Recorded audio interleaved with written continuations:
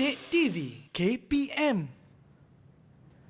Masih bersama saya Irfan Syami dan Cikgu Muhammad tentunya untuk mata pelajaran kejuruteraan elektrik dan elektronik, dan kita sekarang ini dalam segmen yang seterusnya di mana subtopiknya dari segi kemalangan. Apa yang berlaku sekitar dunia kejuruteraan ini. Jadi cikgu, apa kata kita mulakan sekarang? Okey.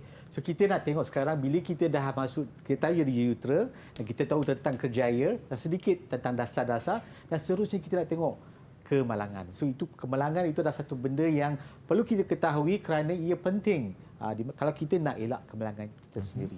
Okey, so kemalangan, jenis-jenis kemalangan elektrik yang kita ada iaitu kita ada 3 jenis.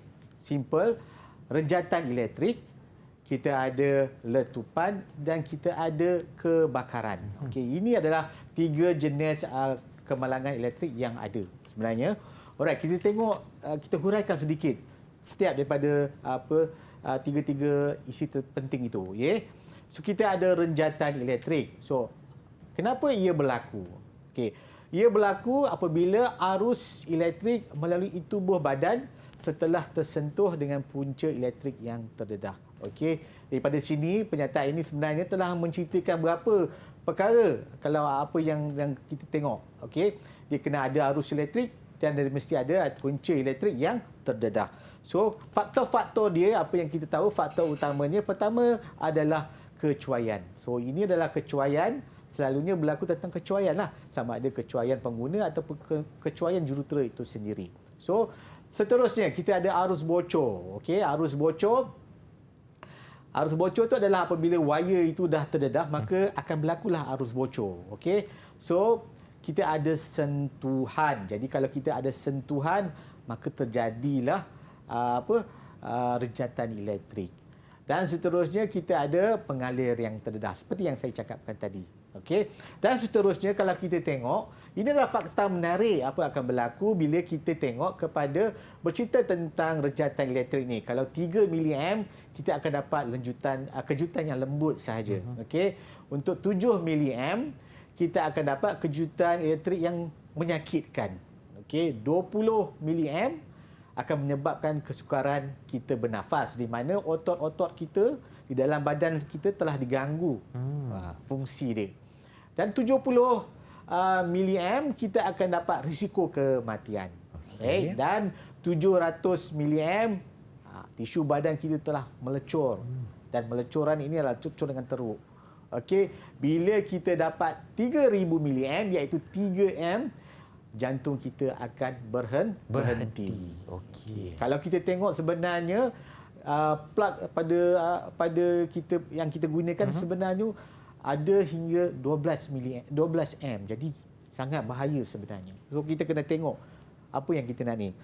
Right, seterusnya kita ada letupan. Letupan itu berlaku apabila arus elektrik yang tidak terkawal menghasilkan percikan api. Kalau kita tekan switch, selalunya kan kita tekan switch kita nampak spark sikit warna putih kan. Itu sebenarnya adalah percikan api. Okey. Percikan api ni apa yang berlaku? Faktor utama dia. Faktor utamanya adalah litar pintas sebenarnya. Okey. Dan percikan api ni boleh berlaku juga daripada sambungan yang tidak sempurna. Okey, sambungan yang tidak sempurna akan menyebabkan percikan api. Dan seterusnya kita ada aktiviti penswisan yang melibatkan arus yang tinggi. Okey, kalau kita tengok di switch box selalunya ada arus yang tinggi. Jadi kita jangan pergi kepada switch box. Okey, biarkan orang yang sesuai saja guna switch box. Alright. Seterusnya kita ada kebakaran. Kebakaran selalunya hasil daripada yang faktor yang kedua tadi juga sebenarnya. Kita ada percikan api, litar pintas ya. So apa yang berlaku adalah arus elektrik yang tidak terkawal itu menghasilkan percikan api. Dan di sini kita ada oksigen, kita ada bahan bakar, maka kita akan dapat satu api yang kecil. Selalunya apabila kita tengok rumah-rumah yang terbakar, sebenarnya kita dibuat daripada kayu. Betul. Ya. So itu menyebabkan berlakunya kita ada oksigen, benda itu dah boleh terbakar. So jadi kalau kita tengok kita punya wiring itu dah lama, maka kita perlulah tukar. Tukar ganti baru cikgu ganti ya. baru. Baik. So itu adalah apa yang kita namakan sebagai kelalaian manusia lah. Kita tak ganti baru, itu kelalaian kita sebenarnya. Alright. So kalau kita tengok di sini, so ini adalah langkah-langkah pertolongan kita bila kita tengok ada mangsa rejatan elektrik. So yang pertama sekali apa yang kita perlu lakukan adalah matikan punca bekalan elektrik. Dan kalau kita nak terangkan secara mendalam lagi, kita katakan matikan bekalan elektrik di switch utama. Okey. Dan seterusnya kita pisahkan mangsa daripada sumber elektrik. Bagaimana kita nak pisahkan? Kita gunakan penebat seperti kayu ataupun alat-alat yang keras yang tidak yang mempunyai ciri penebat. Okey. Dan seterusnya kita tengok jika mangsa itu sedar, kita rawat kecederaan dia. Okey. Tengoklah kecederaan yang boleh kita rawatlah, ataupun kita just balut saja. Tak perlulah kita nak jadi doktor di situ. Okey. Dan seterusnya kalau kita tengok di sini, kita kena lakukan CPR jika mangsa itu tidak sedarkan diri. Okey. Jadi saya rasa CPR juga sekarang menjadi topik perbualan yang hebat sekarang ni. Tapi kalau kita tak reti, janganlah buat. Jangan buat, betul. Ya. Make sure orang yang sesuai, paramedic, mereka sesuai untuk melakukan CPR.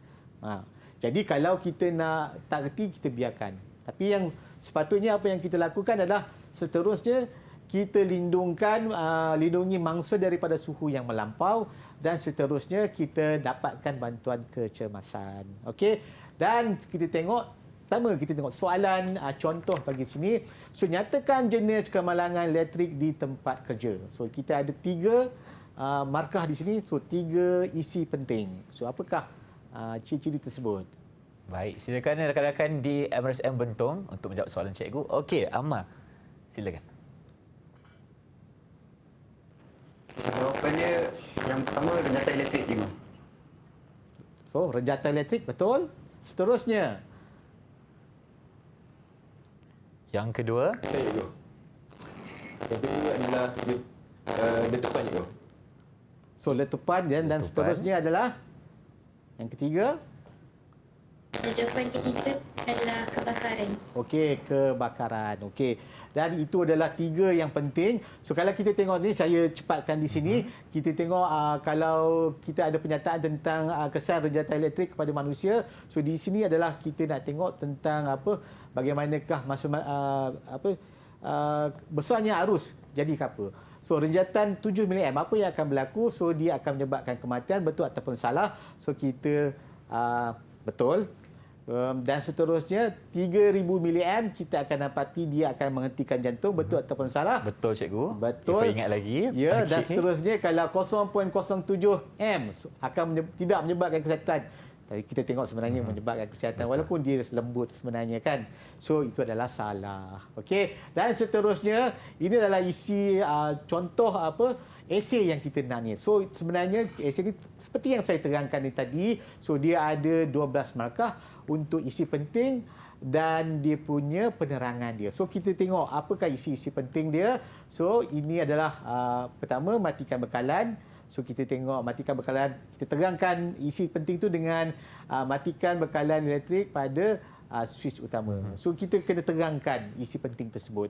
So ini adalah contoh-contoh, inilah jawapan full bagi untuk soalan tersebut. Tapi yang esei ni cikgu pentingnya ada fakta dan juga huraiannya cikgu. Ya, ada fakta dan ada huraian. Baik. So kalau hanya fakta sahaja tanpa huraian, kita tak boleh bagi markah. Okey, baik itu cikgu. sahaja. Terima kasih untuk segmen kali ini. Jadi, sepanjang 1 jam kita berdiskusi cikgu, mungkin cikgu boleh berikan rumusan mengenai topik kita. Silakan. Okey, sedikit rumusan ya. Kita tengok, kita ada 4 bidang. So 4 bidang tu boleh kita terangkan dengan perkataan TikTok. Okey. So jangan lupa itu TikTok tu kan. So dan seterusnya, Jutera sebenarnya dia peranan dia yang penting adalah untuk berkhidmat kepada awam sebenarnya, dan dia dikawal selia oleh badan profesional iaitu LJM, dan seterusnya LJM ini diterapkan 5 kod profesional. So jurutera kena ikut 5 kod profesional tersebut, dan seterusnya pelanggaran kod ini akan menyebabkan kesan negatif. Maka kita kena tahulah kesan-kesan negatif ni adalah apa? Alam sekitar, ekonomi dan sosial. Jadi itu adalah isi-isi penting yang perlu kita ketahui. Dan yang terakhir, selain daripada kod ni, kita ada JKKP. So JKKP itu sebenarnya untuk mengurangkan risiko di tempat kerja. Didik TV KPM.